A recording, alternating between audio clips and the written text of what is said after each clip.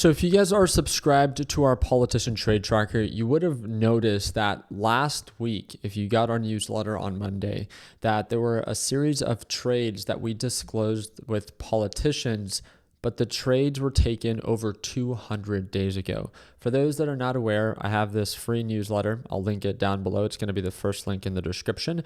And we track politicians' trades, right? This is public record. A politician is supposed to record and report their trade to the SEC within 45 days of taking it. This became a really big thing because there's been a series of politicians that have continuously outperformed the S&P 500. Even like in 2023. 2023 was an exceptional year for the S&P 500.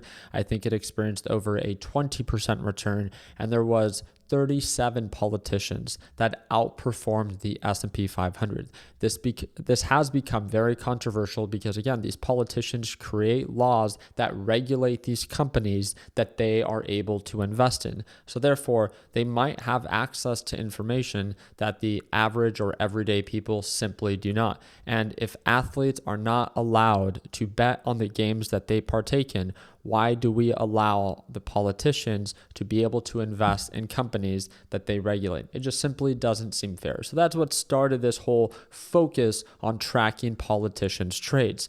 But it has come to my attention that especially recently, for the past 3 weeks, we almost didn't even want to share it in the newsletter because it's such outdated information. The whole point of our newsletter is to let you, the people, know what trades the politicians are taking recently, every single week.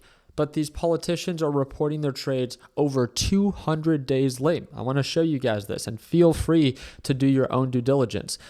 This is one example. This is Republican Representative Byron Donald. He has failed to timely report numerous stock trades. And this really got me to ask that very, very simple question. How is it, right? If there's this Stock Act, and this means that every politician is supposed to report their trades within 45 days. And again, you guys might not like Nancy Pelosi. We talk about her all the time because she's the one that does it with the largest amount of capital. She's a politician that's been in service for about 30 years, yet she has a net worth of over $200 million. It just really raises a lot of eyebrows, right? But she does a very good job disclosing it within the 45-day required period. But then we have a series of politicians that continue to violate the Stock Act. And this really got me to ask the question, okay, well, when we get speeding tickets and we violate laws as civilians, there's consequences, there's fines. What is the fine for these politicians? You guys are not even going to believe it, right? A speeding ticket is a larger fine than these politicians that are voted into power if they violate the Stock Act. For those that are unaware, the Stock Act, again, has been, under fire. There is no public record that exists that tracks who has violated the Stock Act or if they ever received any fines. So again, there is no disclosure of this, of did they receive a fine or not, were they fined, did they pay the fine, or how much it was, essentially. Dozens of members, at least 182 staffers have been tardy, but no consistent penalty in the system. And the thing that I came to find out is that the late fee for violating the Stock Act, I'm not joking around, is around $200 for the first time. I want to show you this because it just drives me crazy. And what I mean by that is that Byron is just an example. I don't want to focus on him. I'm not here to call him out. He's just one of many politicians. Like the previous article said, there's about 182 of them, of the highest paid Capitol Hill staffers that have violated the Stock Act. So let me make this very clear. I'm not trying to call him out. This article is just based off of him. There was over 100 stock transactions. In that case, 100 stock transactions up to $1.6 million that were reported late. They're supposed to report every single transaction.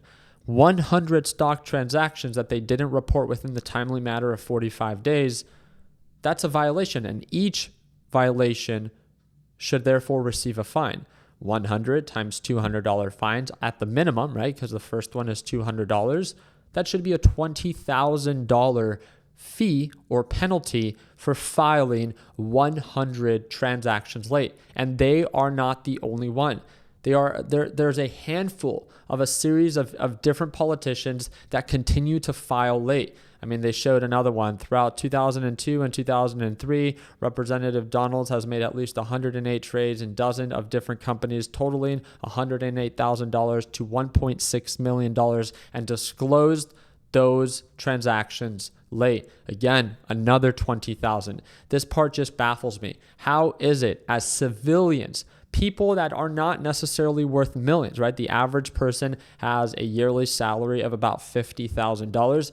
Yet, if we drive on the carpool lane and we don't have two passengers, for those that drive in the carpool lane, what's the violation? It could be up to $1,000. If we get a speeding ticket, it could be $200 to $500. And guess what? We will receive that fine. It doesn't matter if we do it once or if we do it 100 times. If we do it 100 times, then there will be more serious consequences. We can get our license revoked.